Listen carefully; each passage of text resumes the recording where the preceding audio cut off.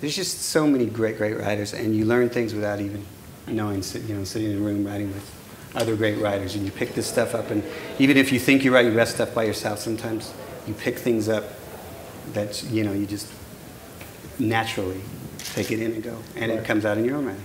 I have grown to really love collaboration because, like we just did, it's important to sit with someone else. In my life now, I've learned to say, well, what's going on with you?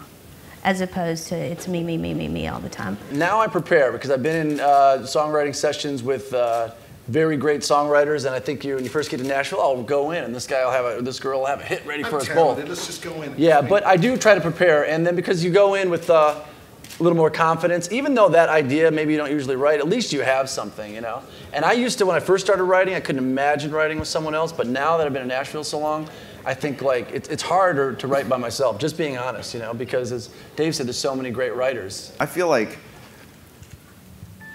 it's like if you have a strong opinion about something and somebody else has a strong opinion, that can tend to be a little bit like this.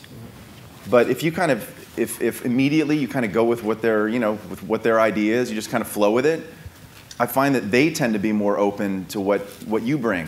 You know what I mean? It's like you kind of... In other words, you go through the journey with them. Yeah, exactly. And then you come back, you don't just resist it. Right? Exactly, yeah, and that's the whole, to me, that's what collaboration is. It's like, okay, you know what, maybe I'm feeling a little bit something different, but I respect you and I respect your ideas, so let's try that, To me, life's too short, and that closes your energy down if you're hanging with people like that, and sometimes it's just a personality thing, but the great song is not going to come from that kind of energy, and it's going to shut you down if they're not even really, and they're on their own thing. It's a one-off, and I would do it, Chris, that you make the best of it, and you roll with it, but you go, I'm never writing with this guy again. Yeah, and always remember, there's always more songs. There's always going to be more songs.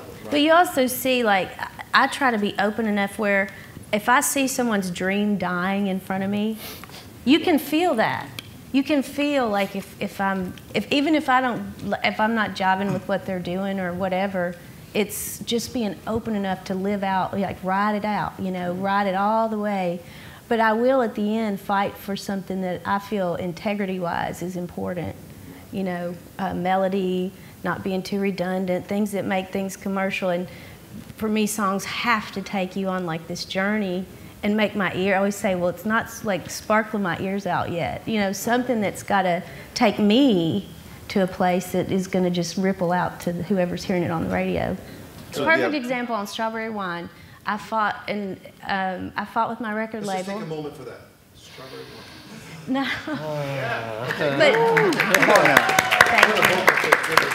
Matresa and Gary Harrison.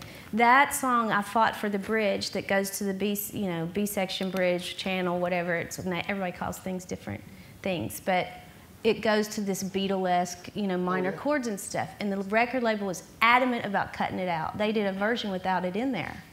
You did a version without the bridge? Yes, and I just said, there is no way that song is going to be what it is without that moment of reflection, and the music emulates the To me, I'm really serious about the integrity of a song. Oh my gosh. So and the record label was saying this is a 5.5-minute waltz. It's not going to work. And you cut that out. We could do a whole panel on Strawberry Wine by itself.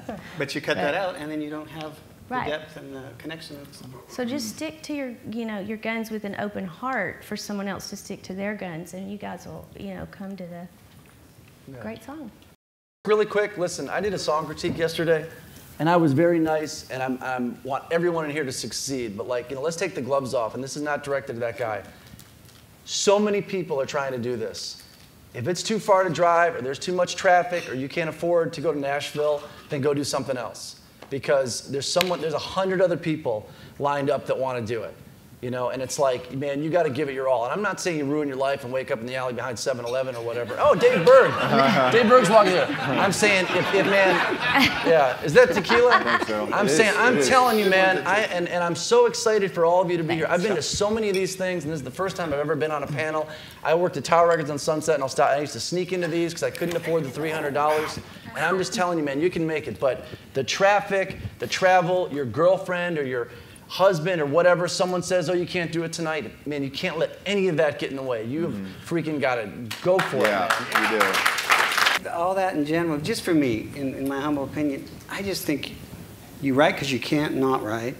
You do it because you love it. You write from an honest place, and then you get to a music center as much as you can, and then you just put yourself out there every chance you get, and you pleasant, and you just open your heart to everything. For me, that's the way the universe has worked. Good things tend to happen. And that's really all I know about it. And then the rest takes care of itself. That's out of your hands.